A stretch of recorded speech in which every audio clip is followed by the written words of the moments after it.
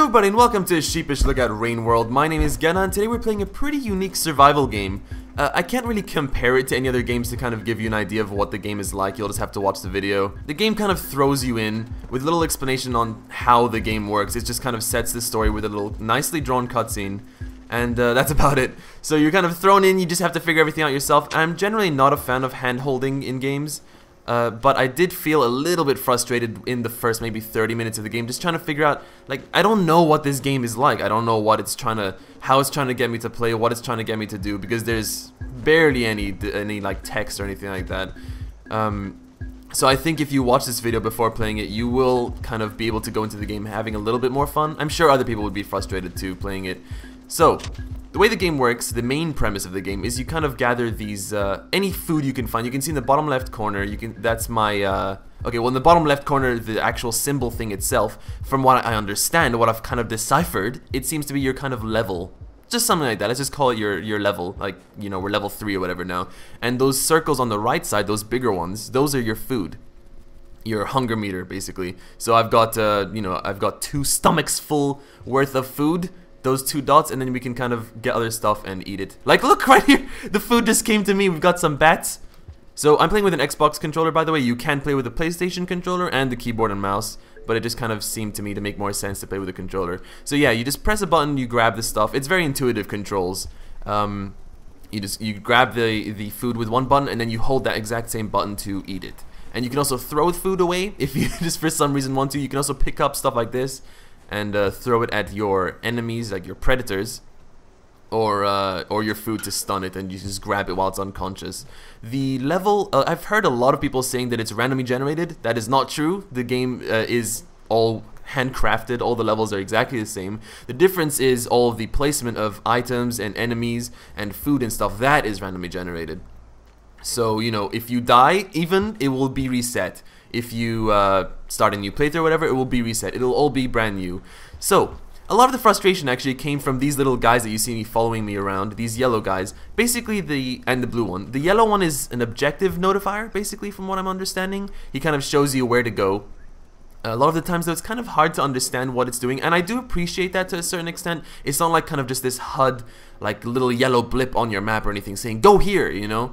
It's instead just this little guy that just kind of follows you around. I think a lot of the times it doesn't really notify you where to go because you don't have a set objective.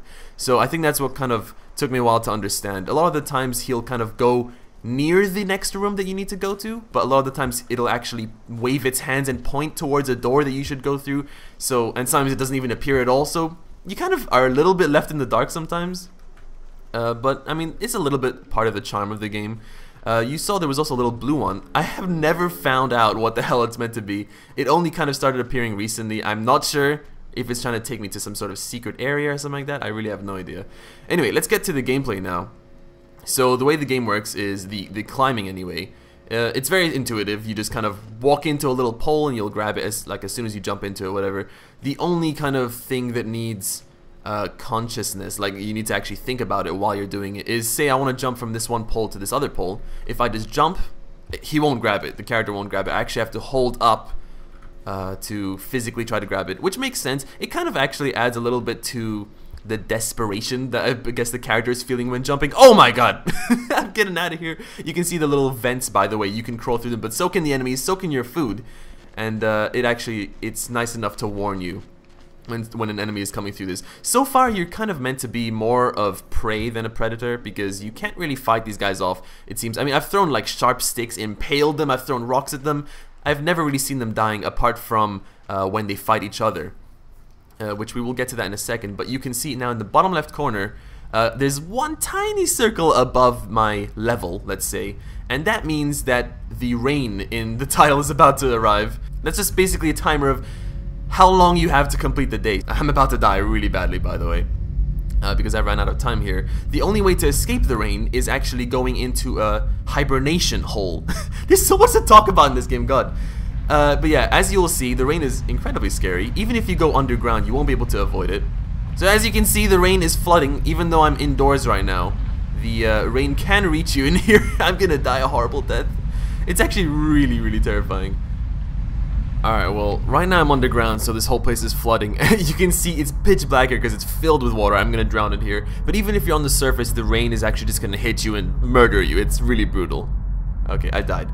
Alright, so this game is pretty hardcore. You will die, and as you can see on the left side, I'm actually going to lose my level. Like, you saw a little bit of the border of the symbol disappear.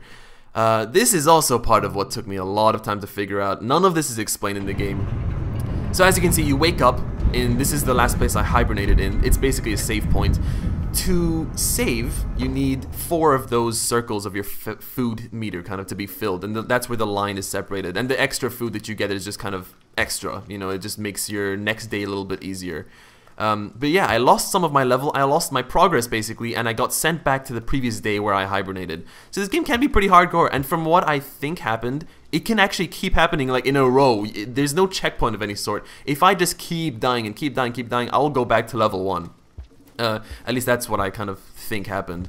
So yeah, the game is pretty hardcore. You might be playing it for quite a while. You might feel a little bit frustrated at times. You feel like, you know, you've been playing for 15 minutes, you finally leveled up a lot, and then you just die and lose it all because you didn't hibernate, so you didn't save your state. So yeah, it's pretty hardcore. But that's more or less what I kind of wanted to explain. You've got a map here you can kind of look through.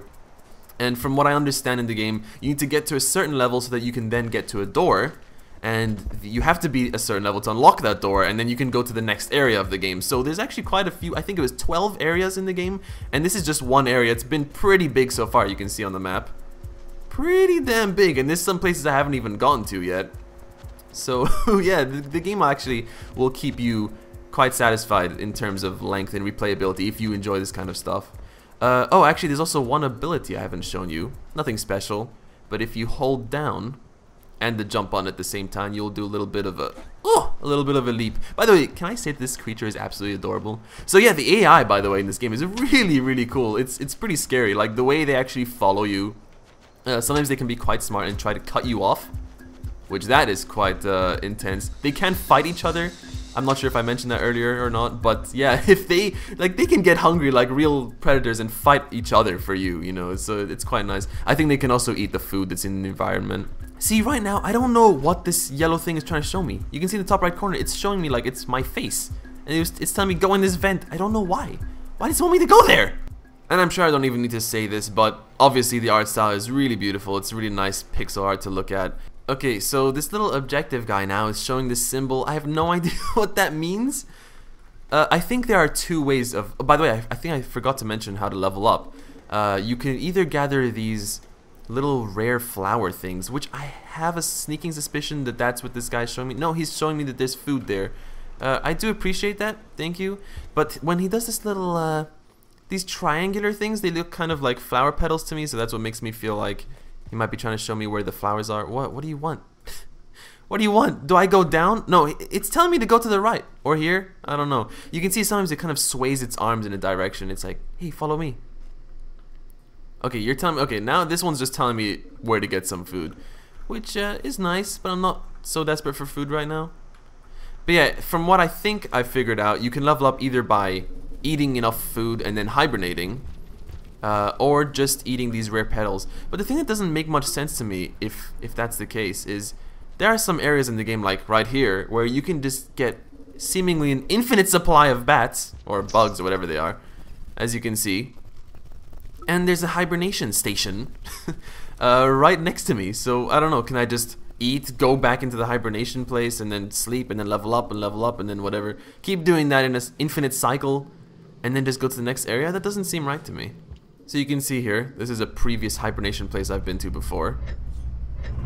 I'm just gonna have a little nap. So it consumes my food for when I hibernate, and then it's gonna level me up to the next place. Yep. I have a feeling that I found the door with this symbol, and I might be able to open it now. I'm not sure. I don't know if you've noticed, by the way, but there's almost a complete absence of music, which some people will be happy about, some people won't be.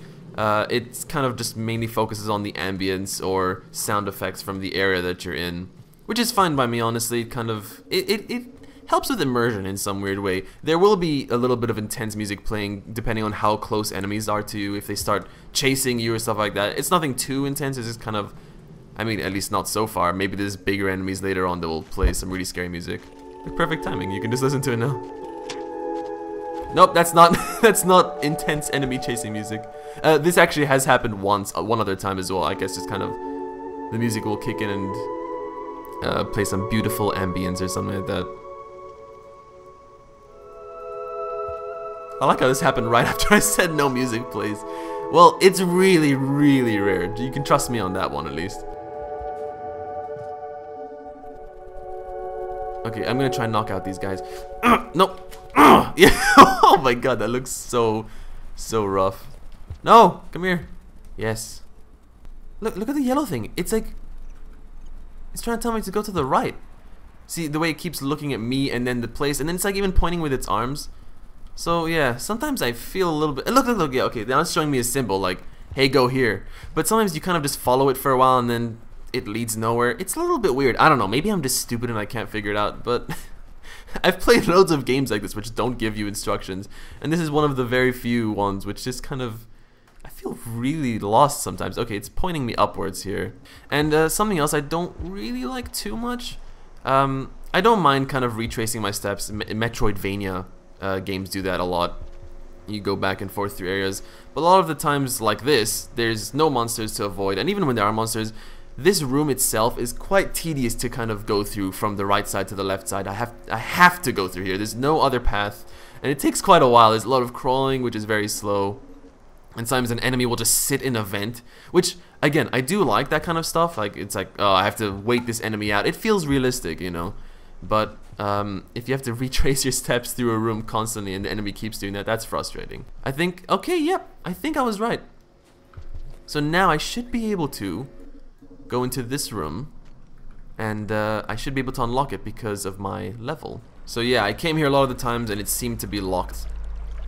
And, oh, something different is happening, awesome.